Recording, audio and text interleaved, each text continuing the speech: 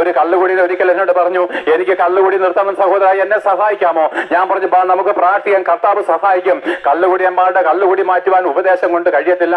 അനേകരും എന്താണ്, റോഡ് വെക്കൽ നിന്ന് മദ്യപാനികളുടെ മദ്യം തെറ്റാണ്, മദ്യം കുടിക്കരുത്, നിന്റെ വീട് നശിച്ചു പോകുന്നൊക്കെ പറയുമ്പോൾ ഞാൻ അതൊക്കെ കേട്ട് ചിരിക്കത്തുള്ളൂ. എടാ, കള്ളുകുടിയൻ ഞങ്ങളെക്കാൾ പറയാം, കള്ളുകുടിയൻ അറിയാം കള്ളുകുടി തെറ്റാണെന്ന്, തെറ്റ് ചെയ്യുന്നവർക്കറിയാം തെറ്റ് ചെയ്യരുതെന്ന്, പക്ഷെ അവൻ അറിയാതെ ചെയ്യുകയാണ്. എന്നാൽ പ്രിയപ്പെട്ടവരെ, വീഞ്ഞു കുടിച്ച് മത്തരാകുന്നതിന്റെ കാര്യം എന്താണെന്നറിയാമോ? മനുഷ്യനെ സന്തോഷിപ്പാൻ എന്തെങ്കിലും വേണ്ടിയോ? ഈ കഷ്ട ദിവസങ്ങളിൽ, ഈ ഭൂമിയിലെ നിരാശകരമായിരിക്കുന്ന ജീവിതത്തില് കഠിനാധ്വാനം ചെയ്യുമ്പോൾ മനുഷ്യർക്ക് സന്തോഷത്തിന് വേണ്ടി ഒരു രാത്രിയിലെങ്കിലും എല്ലാം മറന്നുറങ്ങാൻ വേണ്ടി ചിലർ മദ്യപാനത്തിലേക്ക് വന്ന്, ഞാൻ അതിന് കുറ്റം പറയത്തില്ല.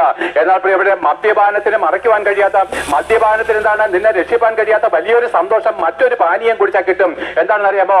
ആത്മാവിനെ പാനം ചെയ്യുവന്. യേശുക്രിസ്തുവിന്റെ ആത്മാവിനെ നിങ്ങൾ പാനം ചെയ്യുന്നുവെങ്കിൽ മദ്യപാനത്തിന്റെ ആവശ്യം പിന്നെ ഇല്ല. അല്ല, അത് പാനം ചെയ്യാതെ മദ്യപാനത്തെ മാറ്റുവാനും ഒക്കത്തില്ല.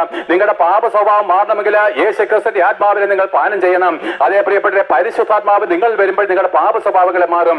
അതുകൊണ്ട് നമുക്ക് ആ ക്രൂശിലേക്ക് നോക്കാം. ഈ പരിശുദ്ധാത്മാവിന്റെ ദൈവത്തിന്റെ ശക്തി നമുക്ക് എവിടെ നിന്നാണ് വരുന്നത്? അത് ആ ക്രൂശിൽ നിന്നാണ് പ്രിയപ്പെട്ടവരെ ഒഴുകി വരുന്നത്. ഇവിടുത്തെ പള്ളിക്കാരുടെ കുരിശുമുട്ടിൽ നിന്നല്ല പ്രിയപ്പെട്ടവരെ. സ്വർഗത്തിൽ നമുക്ക് അയച്ച യേശുക്രിസ്തു 2000 വർഷങ്ങൾക്ക് മുമ്പ് ആ കാൽവരി ക്രൂശിൽ മരിച്ച് യാഗമാക്കപ്പെട്ട ആ ക്രൂശിൽ നിന്ന് അത്രേ നമ്മുടെ സമാധാന നദി ആരംഭിക്കുന്നത്.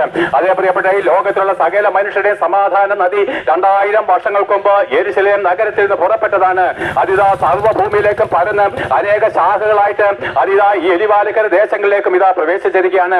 അതേ, നിന്റെ സമാധാനത്തിന്റെ നദി നിന്റെ അടുക്കിലേക്ക് തുറന്നു വിടുകയാണ്. നിനക്ക് വേണമെങ്കിൽ പാനം ചെയ്ത് സമാധാനം കണ്ടെത്താം. വേണ്ടെങ്കിൽ നിങ്ങൾക്ക് ആ വാതിൽ വഴി അടച്ച് ഇപ്പൊ പോകുന്നത് പോലെ പാപത്തിന്റെ വഴിയിലേക്കും പോകാനുള്ള സ്വാതന്ത്ര്യം നിങ്ങൾക്കുണ്ട്.